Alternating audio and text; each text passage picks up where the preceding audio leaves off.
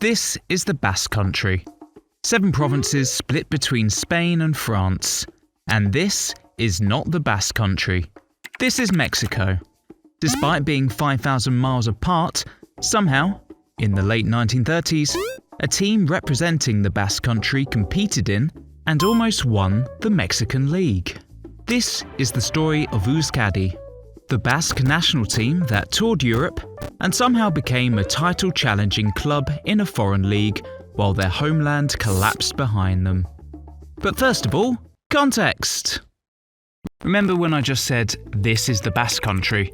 Well, there's layers to that statement. This is indeed the Greater Basque Country, but only the provinces of Biscaya, Gipuzkoa and Araba make up the Basque Autonomous Community in the political system of Spain.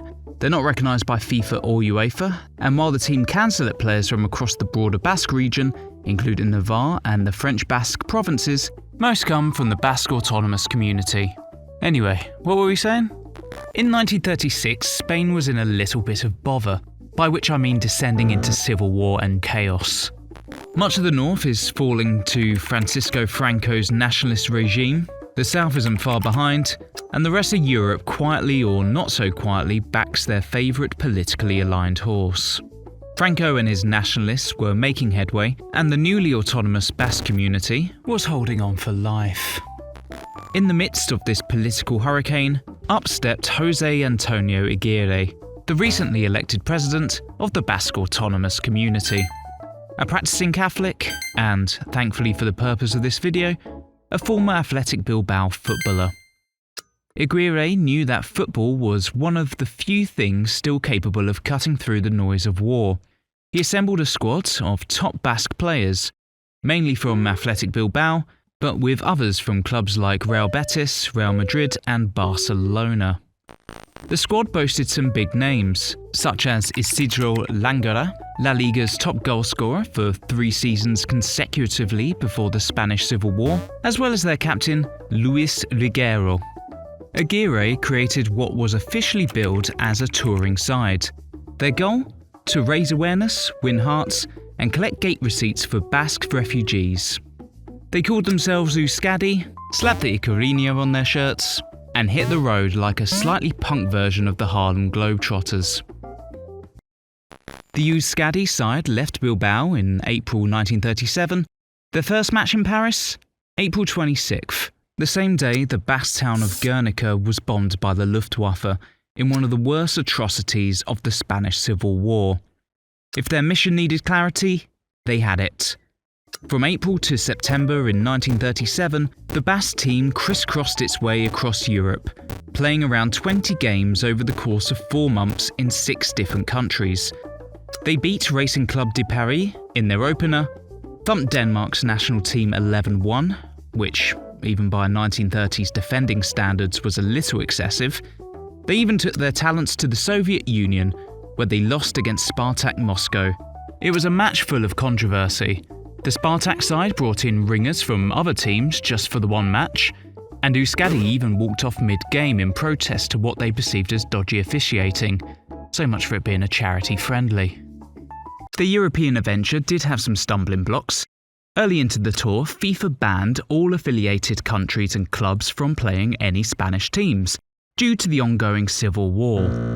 While most other countries chose to just ignore FIFA, a match due to take place in Rotterdam was cancelled by the Dutch Federation. Squares.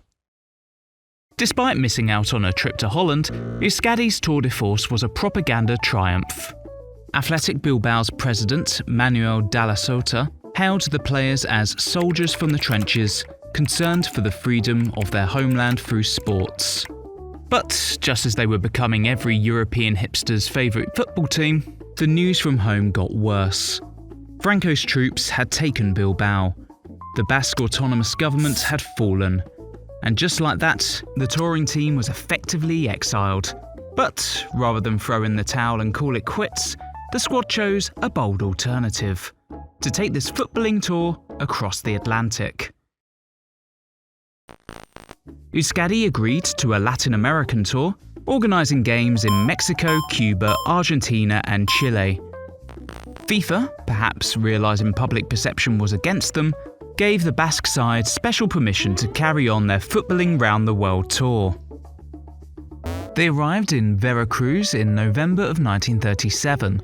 The Mexican government, under President Lázaro Cárdenas, himself a socialist and outspoken Republican sympathizer, made sure they got in without any hassle. Mexico loved them.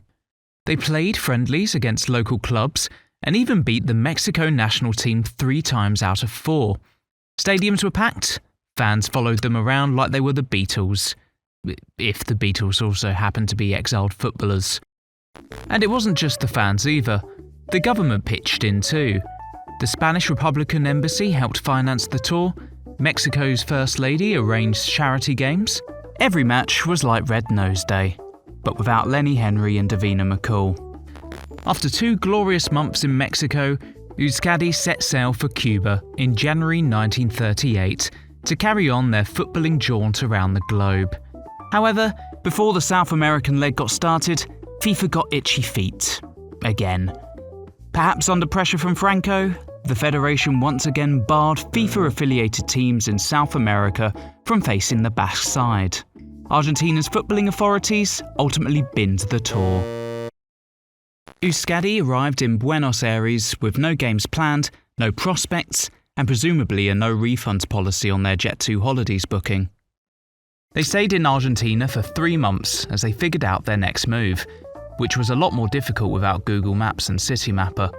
With money running out and no way of raising funds, many of the bigger Argentine sides donated money to the Basque cause to keep the gap year rolling. It was enough to get them back to Cuba for another tour of friendlies, but surely there was only so many times they could wallop Havana 11 before the locals got bored. So, with no homeland to go back to, and remembering how much of a blast they had in Mexico, Euzkadi did something completely unexpected. Unless you read the title of this video. The precursor to the Liga MX, the Mexico City-based Liga Mayor, invited them to join as a club for the 1938-1939 season, under the name Club Deportivo Euzkadi.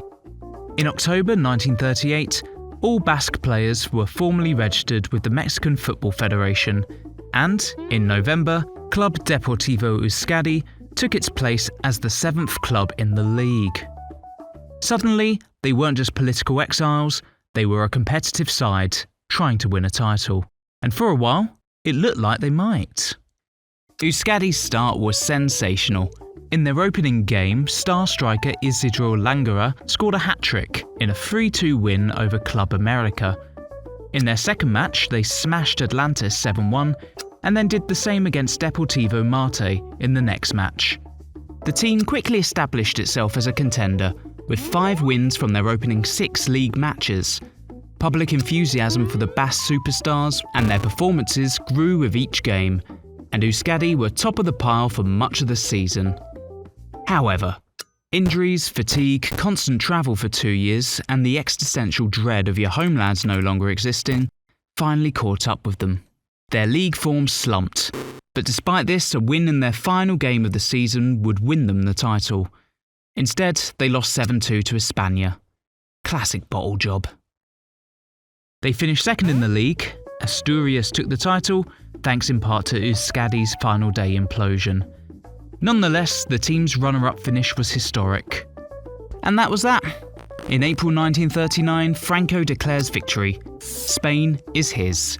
And for Euzkadi, that's the final whistle. Their mission, to raise funds and public support for their homeland, is over. Some players retire, some chose to keep playing in Mexico, some even went back to Spain years later to integrate under Franco. The gang disbanded in June 1939 after their final game, a 4-4 draw to Paraguay's Atlético Corrales in Mexico City. After their final match in 1939, the idea of a Basque National Team basically went into hibernation. Franco's dictatorship came down hard on regional identity, and the regime wasn't exactly thrilled about football matches turning into flag-waving exercises in regional pride. Post the Franco years, the Basque National Team re-emerged.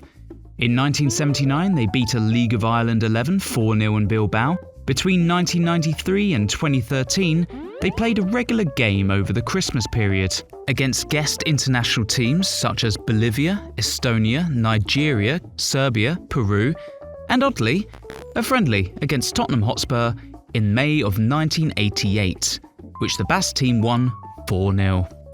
Today, the story of Euzkadi sits somewhere between mythology and memory. A team without a home, footballers who turned into heroes, not through trophies, but through principle, defiance, and the occasional 7-1 pummeling. In Mexico, they're remembered as pioneers. Their presence nudged Mexican football towards full professionalism, which would arrive in 1943. Even though they aren't recognised by FIFA or UEFA, a Basque national team still exists. Kind of. They don't enter tournaments, they don't play qualifiers. When they do pull on the shirt, it's usually for a one-off friendly. The stakes are basically non-existent, but people still show up to watch, and the symbolism remains. Because the story of Euzkadi wasn't just about football, it was about identity. And an 11-1 win over Denmark in the history books.